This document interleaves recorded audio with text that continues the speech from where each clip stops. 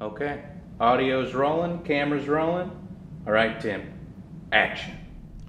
Hello, my name's Tim Malone, and I'm a retired United States history teacher.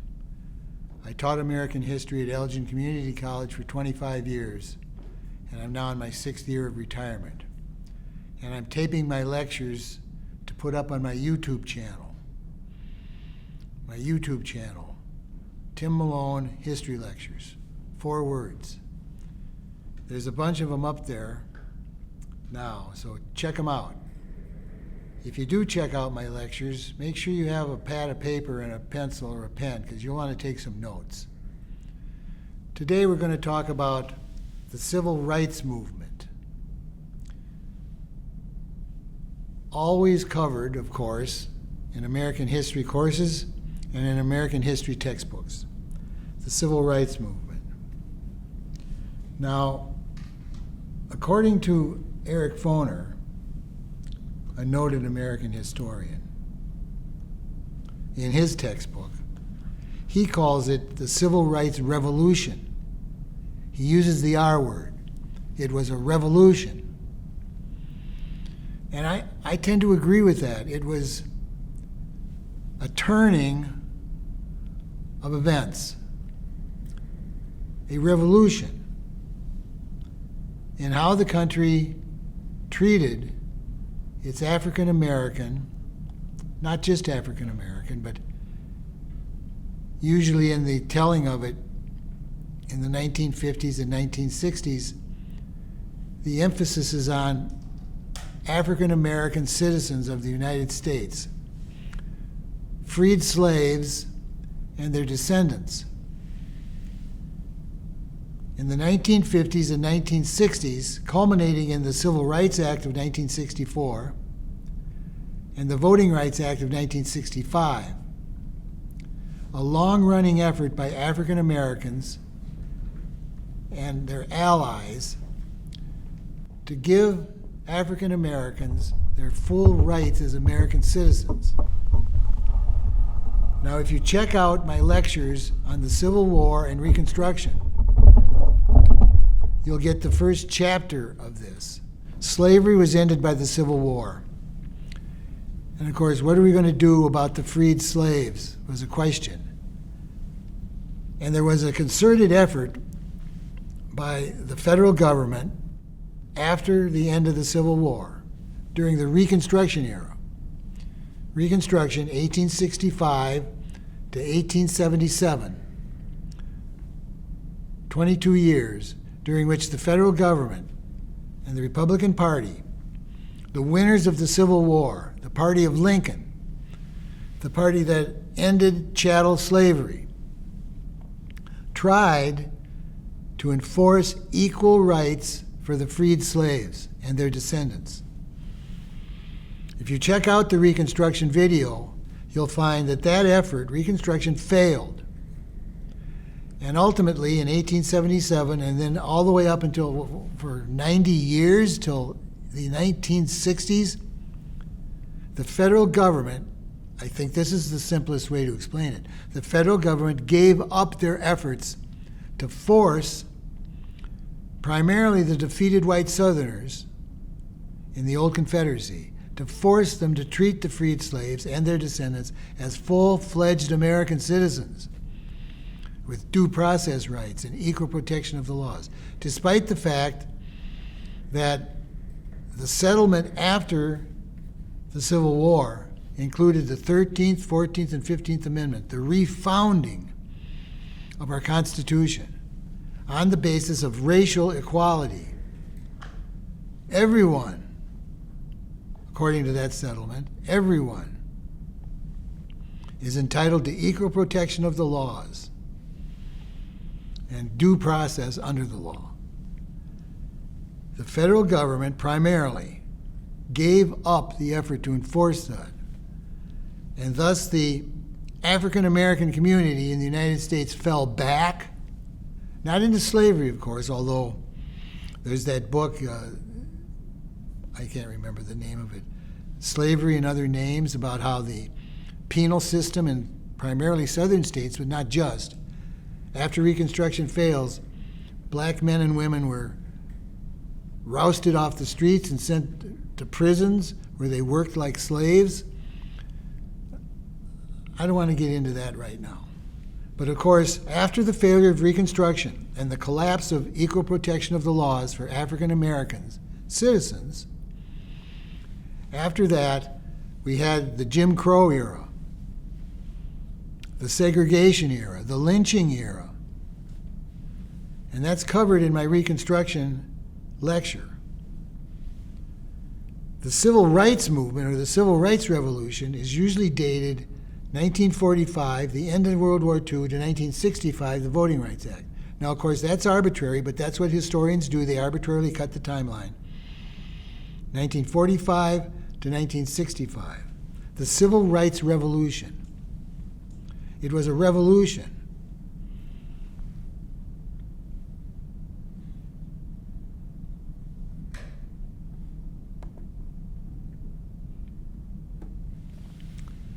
And it was even, because 65, it's been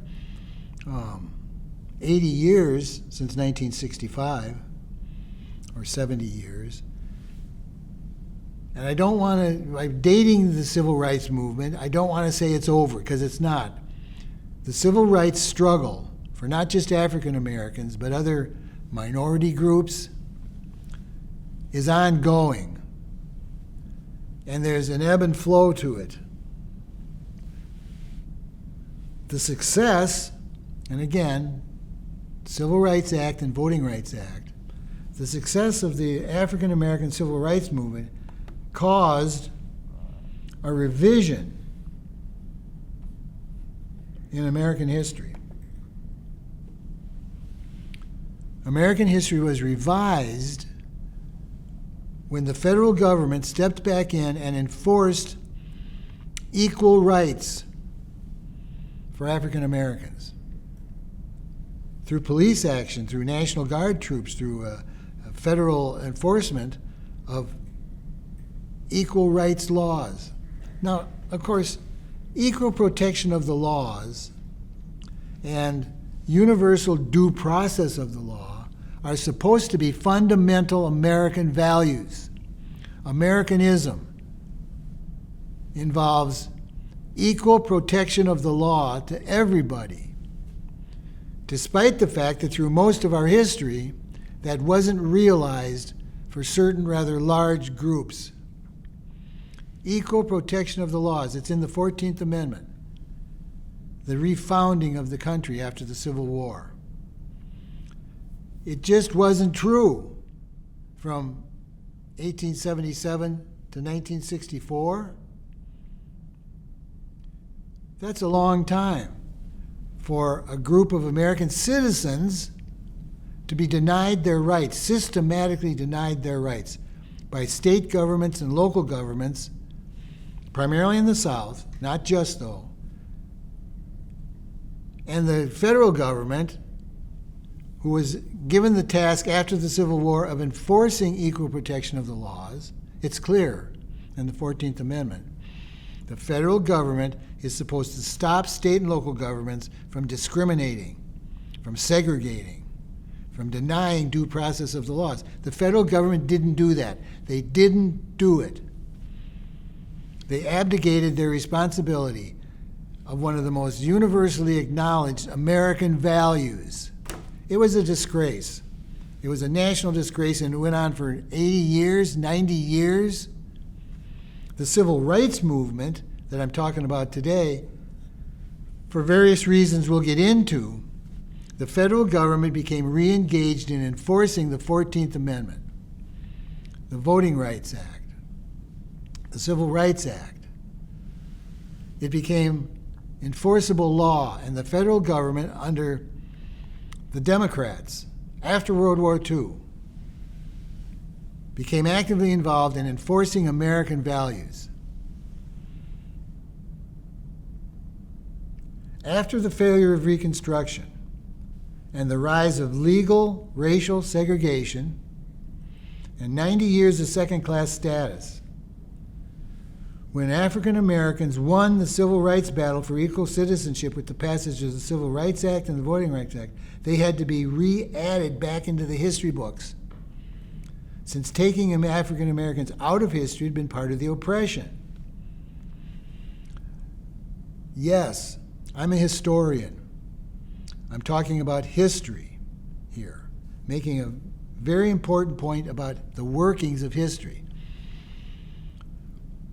When African Americans, through demonstrations and agitation and marches, forced the federal government, that's one way to think about it, forced the federal government to enforce equal protection of the laws and equal due process, and claimed their rights as citizens, American history had to be revised, because part of the 90-year oppression, segregation, denial of rights, part of that is when you oppress someone, when you have a regime of oppression, one of the things the oppressor does is remove the oppressed groups from history. There's that famous book by Ralph Ellison, 1952, The Invisible Man, where he talks about his life as a black man in America, the invisible man. African Americans were made invisible to our history and to a large degree from the culture. That's one of the things oppressors do. They write peoples out of history. So when African Americans reclaimed their rights, at least partially, I don't want to get there right now about the status of racial politics and equality today. We'll get into that a little bit later. That the movement isn't done. The invisible man, the invisible race, the invisible group. The same thing, of course, happened to Native Americans, even worse. Native Americans made invisible.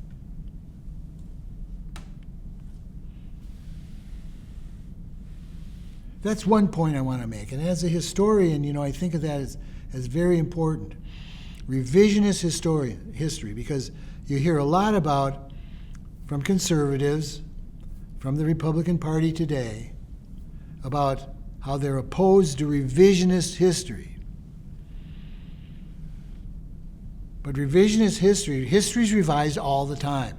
History is political. History is revised all the time.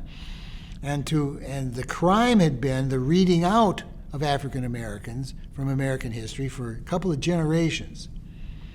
Now that struggle's still going on. Let me just pause here. In the news recently, at a house in Philadelphia, where the first presidents, Washington, because the first capital of the United States, I don't know, for a while before Washington, D.C. was built, Philadelphia was where the government met. And Washington, Adams, and Jefferson lived in Philadelphia in the president's house, which is a historic site. And just recently, the Interior Department took down a bunch of plaques at the historic site talking about Washington and Jefferson, and even Adams, in terms of servants at the White House, slaves, slavery at the president's house in Philadelphia. They took them down. They took down the plaques about the slaves. Again, trying to bury slavery, trying to remove slavery. I mean, there's a movement now to make African Americans invisible. Now, of course, there was an outcry, and they put the plaques back up, whoever was in charge of the site.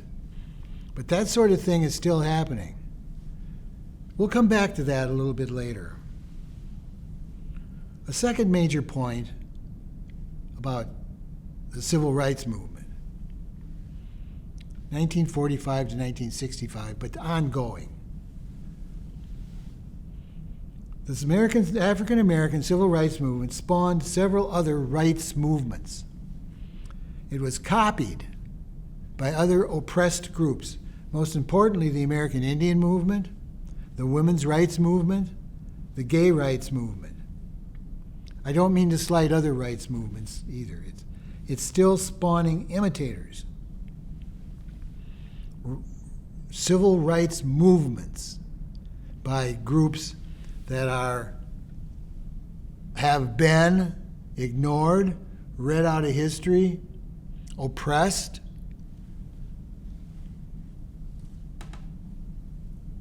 The era of rights movements.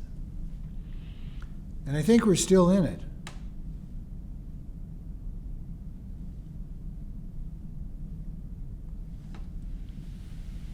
Another point about the civil rights movement.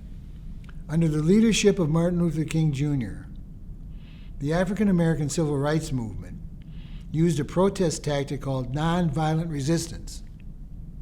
Nonviolent resistance, which was used by Mahatma Gandhi, invented by Mahatma Gandhi, I don't know about that, in the Indian struggle for independence from the British Empire. That movement, 1919 to 1947, wow. Again, a very powerful idea, nonviolent resistance, the people in the streets, which has toppled regimes ever since. Now, just recently, it didn't work in Iran, people in the streets. Our founding fathers called it the people out of doors. And of course, the right of the people to peaceably assemble is in the Bill of Rights. It can be very powerful. And the civil rights movement, the African American civil rights movement, used that tactic, nonviolent resistance. In the streets, not violent, nonviolent resistance. Now, I heard an anecdote once that Mahatma Gandhi, some reporter said, wanted to talk to him about his tactic of passive resistance. And the Mahatma, who of course was a peaceful fellow, got kind of angry and said, I've never done anything passively in my life. It's not passive. It's nonviolent. Get it straight, he said to the reporter. Nonviolent resistance. And of course, just recently we saw that in Minneapolis, Minnesota. This is March of 2026, I'm talking. The people in the streets against ICE, against the federal government's efforts to enforce immigration laws, people in the street, nonviolent resistance. Turn out, witness, demonstrate, make noise. Nonviolent resistance. Now we'll talk a little bit more about that in a minute, about why now. Well, let's talk about that, because African Americans, through slavery, in what will become the United States, slavery outlawed in 1865, and then this period of Jim Crow, the failure of Reconstruction, Jim Crow, segregation, lynching, second-class citizenship. Oh, that's a nice euphemism, isn't it? They were second-class citizens. What the hell does that mean? That's not America. That's not the values of the United States. I know and love second-class citizenship. Why did it succeed? I mean, the African Americans resisted through that entire period, 400 years. They resisted slavery and they resisted second-class citizenship. Why did the civil rights movement succeed to the degree that it has? And I think it has, to a certain extent. Why did it succeed when it did? Well, I think there's a couple of things here. First, World War II. World War II. The Great War against genocide. The Great War against the Nazis, against Hitler and the Nazis. We were the good guys, even though again, primarily in the South, in 1941, when we entered the war against genocide, we were actively oppressing a large segment of our own citizens, African Americans. And it was pretty brutal oppression. It wasn't slavery, of course, but it was close in some instances. Nuremberg, after World War II, the Nazi war criminals were put on trial, a public trial, and a couple of dozen of them were hanged for crimes against humanity. World War II, the aftermath of World War II, and the reaction against the final solution, against the genocide of not just Jews, mostly Jews, but several groups under Nazi oppression. The stark death factories. There was a reaction against that. Good, right? The word genocide was invented. The Nuremberg trials were instituted. And then decolonization occurred. The vast British empires and French Empire and Belgium Empire, for Christ's sakes. After World War II, because of the temper of the times, because of the crimes of the Nazis and the backlash against them, decolonization took place. The large British and French and Belgian and empires in Africa and the Pacific and Asia, the tide turned against that. Independent nations were recognized. The British pulled out of India. Decolonization, which was colonization, had been based on stark racism, white man's burden stuff. World War II put racism on the defensive.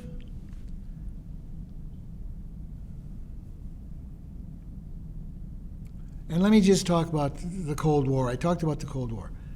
The worldwide struggle against communism, and we talked about that in a couple of previous lectures. The Cold War, the ideological strife against freedom and communism. The communists could point at the American South and say, who are you trying to teach our people about freedom? Look at this.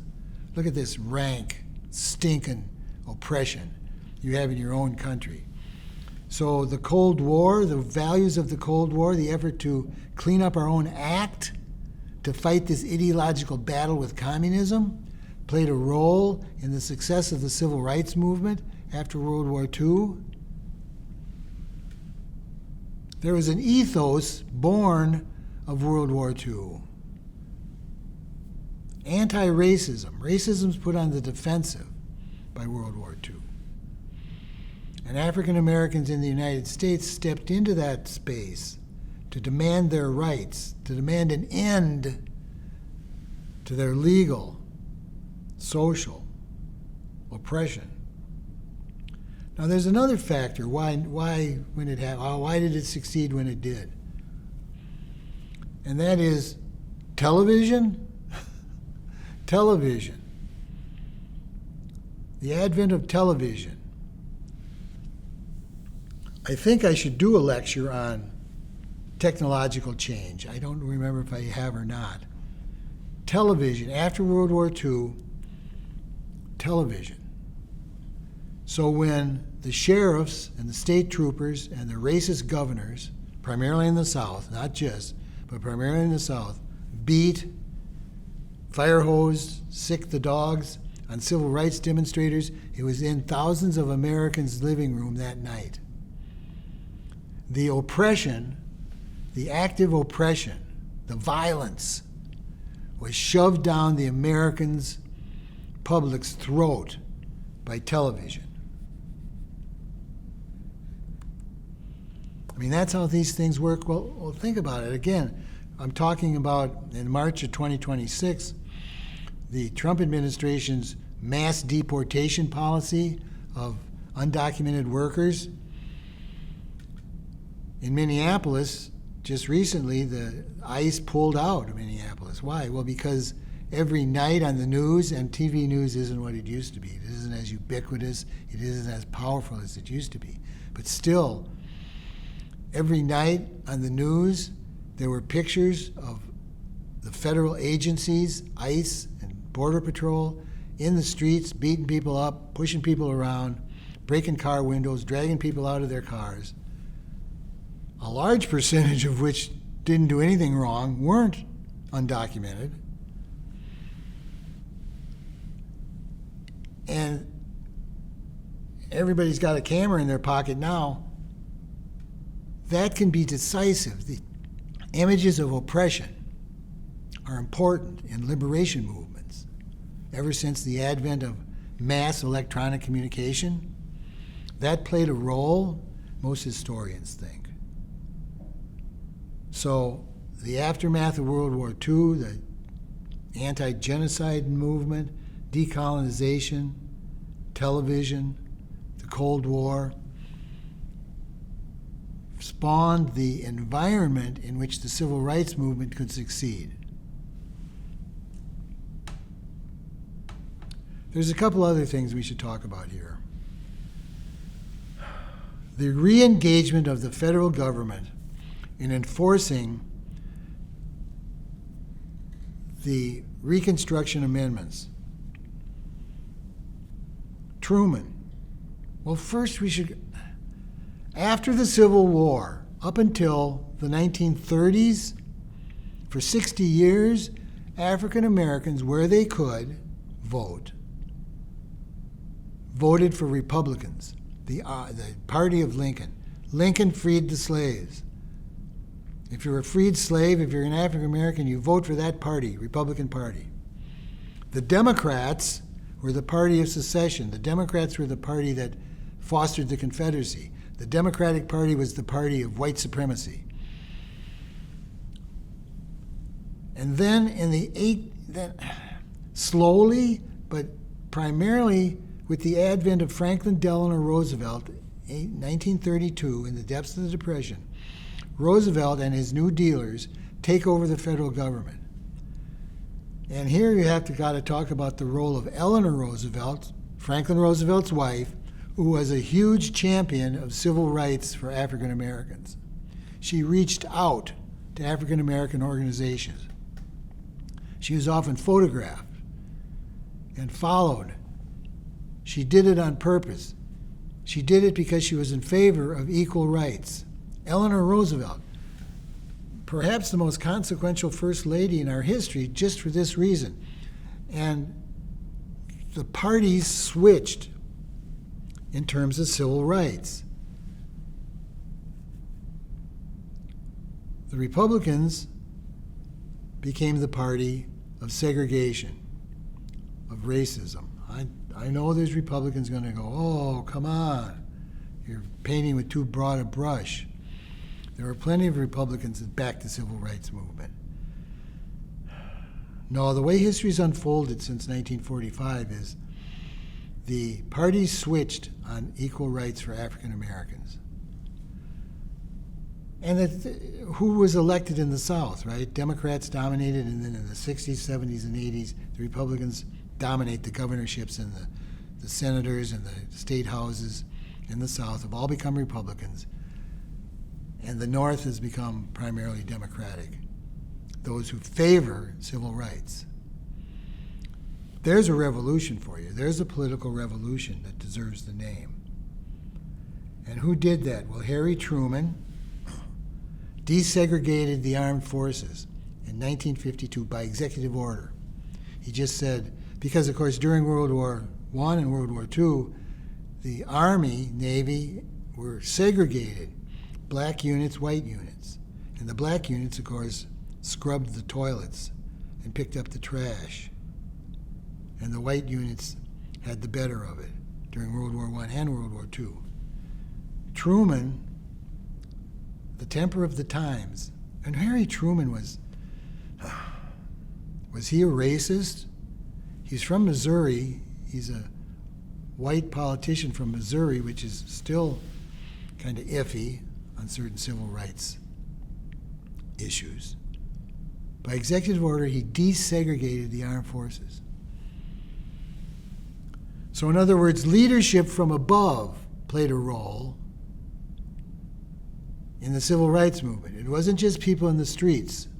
That too, of course, but there was leadership from the top. And the second institution was the Supreme Court, 1954, the desegregation of public schools. By Supreme Court order, Brown versus Board of Education, 1954. The Supreme Court did it.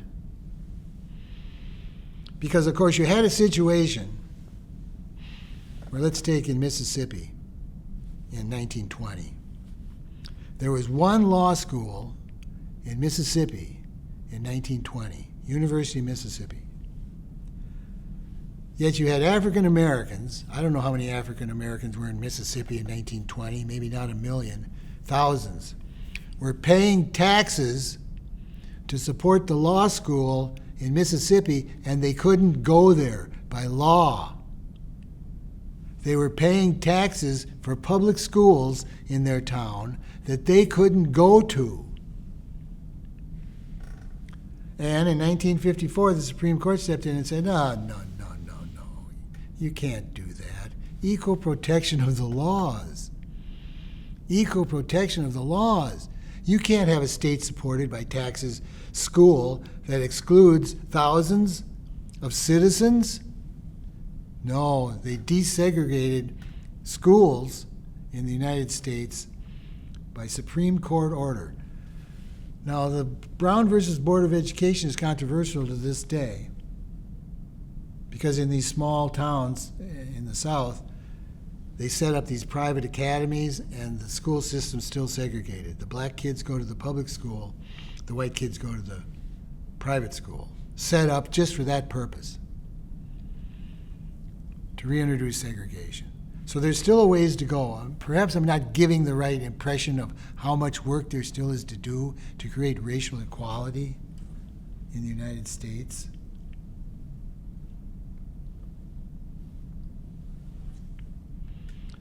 Now, I just want to talk a little bit about racism. Now, I talked about racism when I talked about slavery in my previous lecture. So some of this might be repetitious, but racism. Racism is pernicious, obnoxious, and still with us. Duh. And here's the way I explain it. The institution of slavery, the African slave trade, came before and caused the idea of race and the practice of racism. Racism was thought up to justify an economic labor system, slavery. Slavery first, racism second, as a justification for what was obviously an immoral system. African chattel slavery. The economic cause of slavery was an effort by economic forces to obtain a cheap supply of labor for profitable business. That's why African slavery started. The Americas, after Columbus, had lots of resources to exploit. And it turned out the Native Americans weren't very good slaves for a number of reasons. So somebody thought up the idea of kidnapping Africans and shipping them to the Americas to do the grunt work. Slavery. It was an economic institution, but it was obnoxious. There were people against it from the very beginning. For moral reasons, slavery. The enslavement of Africans, the treating of them like cattle, ultimately required their dehumanization. Thus the creation of a fiction called race and the consignment of its victims to the bottom rung of society. Slavery was done for economic reasons, and then this idea of race was invented to justify it.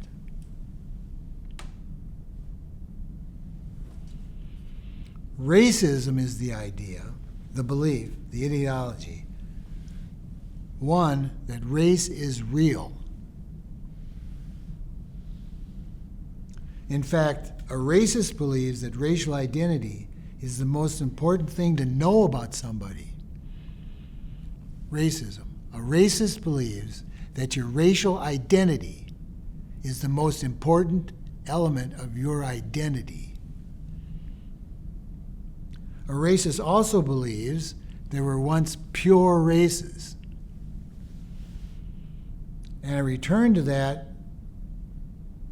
situation should be the goal of present humans, to return to pure races. Now, we dig up bones of our ancestors, humans, way back, Ice Age. And what do we find out? I just heard a story yesterday or the day before about some bones somewhere. And it turns out 10,000 years ago, these people were all mixed up, genetically mixed. That comes as a surprise to anybody? We're all mixed up. We're all mutts. We're all mongrels.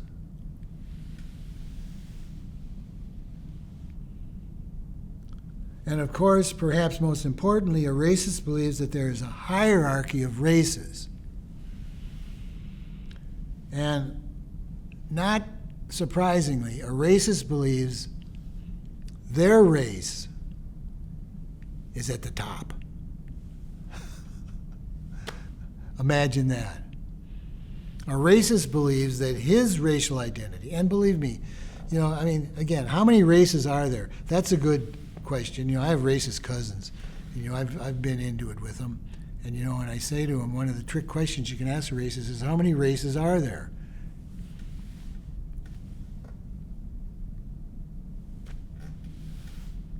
One of my first cousins says, well, I don't know, but I know there's more than one. How many races are there? Some races have identified over 200, believe it or not.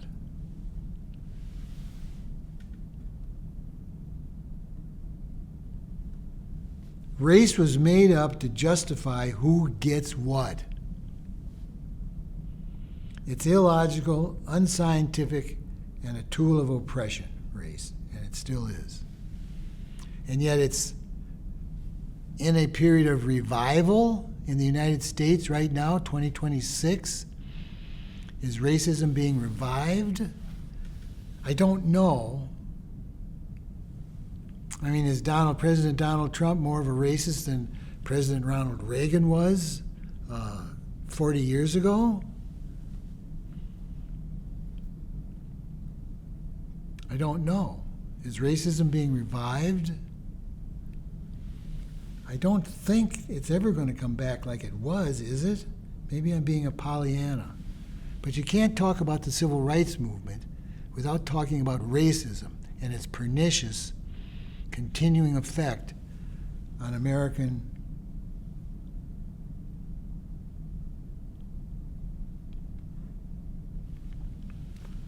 Another point, from the 1870s, when Reconstruction failed, to the 1960s, and perhaps even beyond, the importance of slavery and race was downplayed in American history. The myth of the lost cause about the Confederacy was led by honorable slave owners. The Jim Crow era.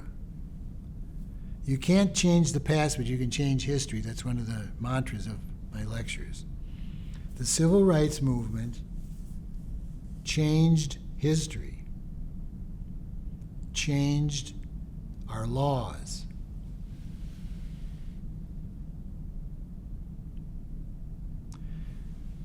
The civil rights movement changed the way American history considered the history of slavery and racism. And I've said this before, let me say it again. In a sense, through the civil rights movement, African Americans reclaimed their place in American history. And the institution of slavery and Jim Crow reclaimed its importance in that history. History was rightly revised to include the oppressed.